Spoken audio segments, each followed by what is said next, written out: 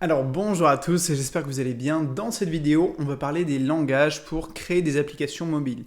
Et notamment, quel langage est-ce que vous allez pouvoir choisir pour vraiment vous spécialiser et commencer à apprendre ce langage et à avoir cette capacité à créer des applications mobiles. Donc on va se concentrer effectivement sur le fait de pouvoir créer des applications pour iOS et Android. Vous allez voir qu'en fait, en fonction des langages dont je vais vous parler et que vous allez choisir pour vos projets, pour votre carrière de développeur, ça va influencer est-ce que vous allez être capable de développer pour iOS et Android, ou alors soit iOS, soit Android, on va voir en fonction des cas, ok?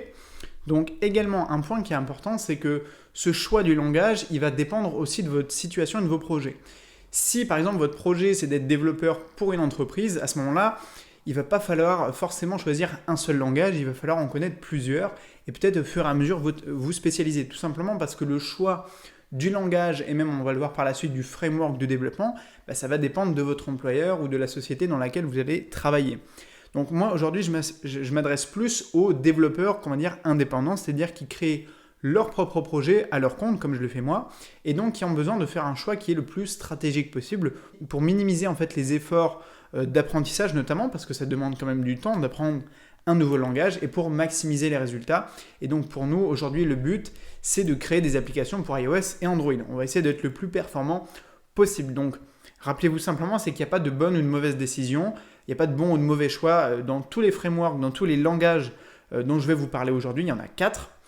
Ils sont tous très performants, ils permettent tous de faire tout ce que vous voulez en termes d'applications mobiles. Moi, ce que je veux, c'est juste vous aider en fait à choisir et à faire le bon choix, comme je l'ai fait pour moi il y a maintenant plusieurs années. Donc les 4 langages qu'on va voir, en premier, il y a le Java, d'accord? En deuxième, il y a le Swift. En troisième, il y a le JavaScript. Et en quatrième, il y a le Dart, qui est le dernier langage dont je vais un peu vous expliquer d'où il vient et surtout son framework, qui est Flutter, qui a été développé par Google. Alors, la première question qu'on peut se poser, c'est déjà pourquoi est-ce qu'il y a autant de langages pour créer, pour coder des applications? Parce qu'à la base, effectivement, on connaît iOS, on connaît Android, et chacun de ces deux écosystèmes, on va parler même de système d'exploitation, a finalement son propre langage. Donc par exemple, pour iOS, on va avoir le langage Swift, et pour Android, on va avoir le langage Java. Donc ça, vous connaissez, et ça paraît logique. Comme on a macOS et Windows, chacun a son système d'exploitation, est un système d'exploitation, et a son langage qui lui est propre. Donc comment ça se fait tout simplement qu'il existe aujourd'hui plusieurs langage pour créer des applications? Tout simplement parce qu'en fait, au fur et à mesure, et ça fait depuis la sortie de l'iPhone il y a plus de 10 ans maintenant, je crois, et d'Android en parallèle, les développeurs et les entreprises informatiques se sont organisés pour essayer de pallier un petit peu aux contraintes qui ont été établies par Apple et Google, qui est un choix un petit peu arbitraire, c'est-à-dire que par défaut, il faut en fait créer des applications iOS avec le langage Swift et créer des applications Android avec le langage Java. Donc par exemple, pour développer avec Swift pour iOS, il faut avoir le logiciel Xcode, et pour développer avec le langage Java pour publier sur Android, il faut avoir le logiciel en fait Android Studio. Et donc au fur et à mesure, il y a des entreprises, soit des particuliers, soit des, on va dire, les frameworks aujourd'hui, il y en a des open source et d'autres qui sont des propriétés en fait d'entreprises. On va en parler plus en détail après. Mais il y a des boîtes, il y a des développeurs en fait qui sont organisés pour essayer de pallier un peu ces contraintes-là, avec l'objectif vraiment principal, c'était de dire on va coder des applications mobiles avec un seul et même code, avec surtout un seul et même langage, pour éviter qu'il y ait un développeur Java et un développeur Swift pour le même projet et qu'au fur et à mesure, on doit faire évoluer les deux applications en même temps.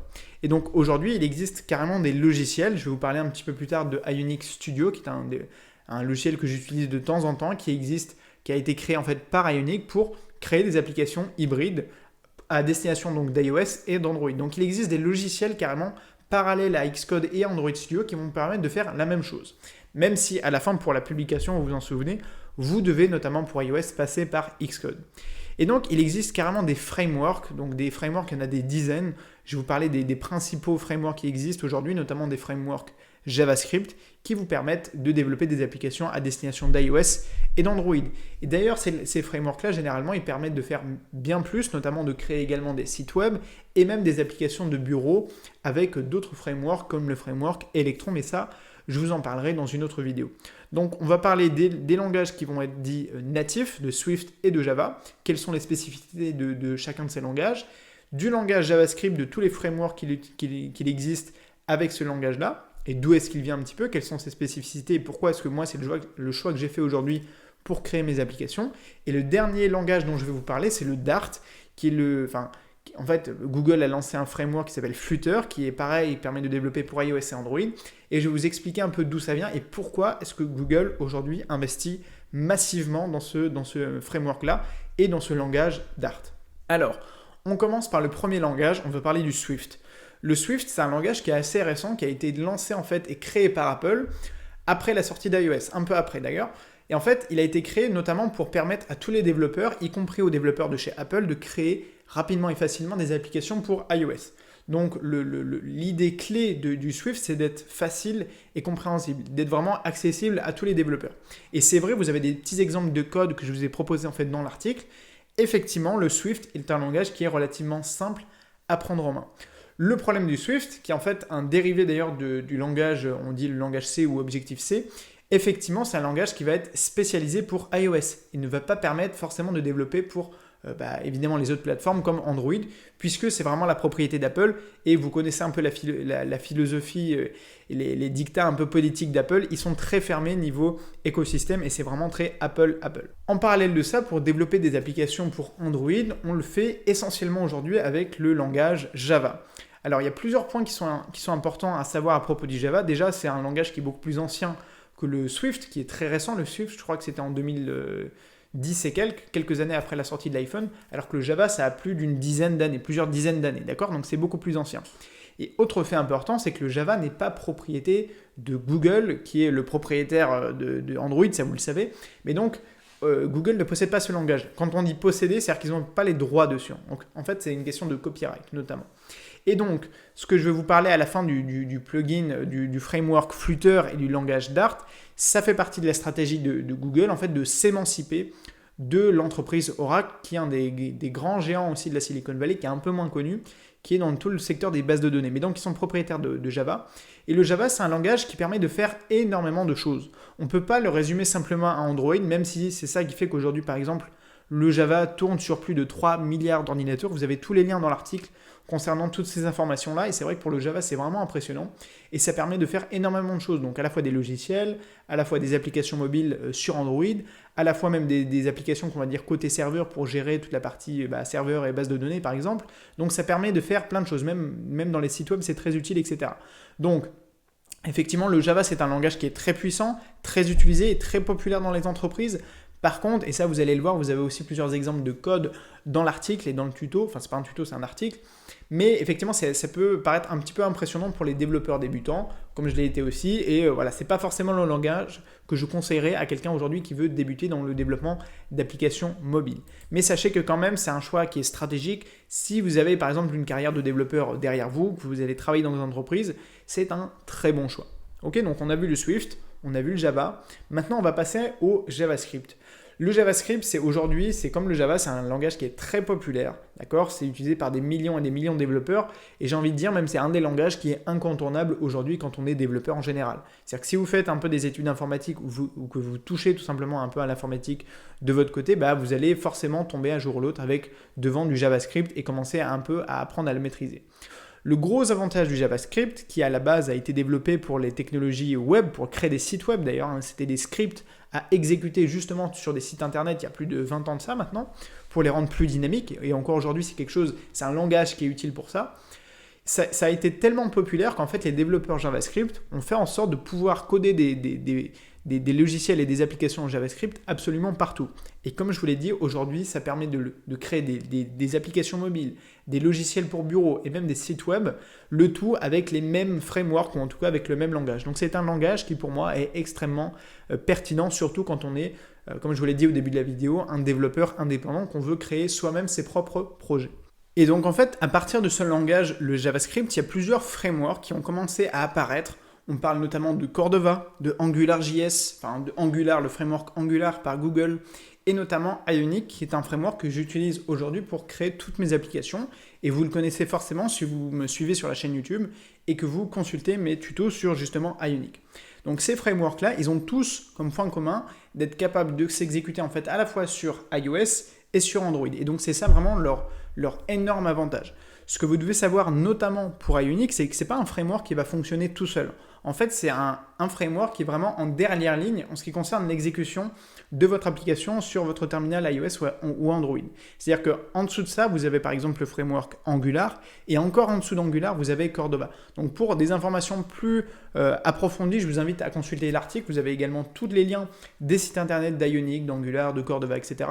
Et notamment, un des plus importants, c'est vraiment le framework Cordova. C'est pas très connu, c'est moins connu par exemple qu'Ionic. Pourtant, quand on développe des applications avec Ionic, en fait, on utilise Cordova, notamment pour communiquer vraiment directement avec votre téléphone, pour tout ce qui concerne les fonctionnalités qu'on va dire natives, par exemple l'accès à l'appareil photo, à la bibliothèque photo, au micro de la personne, par exemple du téléphone de la personne, ou à sa position par exemple GPS. Donc il y a le framework Ionic qui est très populaire, qui a des millions de développeurs dans le monde et qui a surtout l'avantage d'être vraiment simple et accessible par rapport à d'autres frameworks dont on va parler un peu après. Il y a d'autres langages. Donc Ionic, on utilise notamment le JavaScript, mais c'est une version un petit peu modifiée, c'est le TypeScript. Pourquoi on utilise le TypeScript? Parce qu'en fait, le TypeScript est utilisé dans Angular, d'accord? Puisqu'en fait, pour créer des applications avec Ionic, vous devez d'abord maîtriser un petit peu les bases de Angular.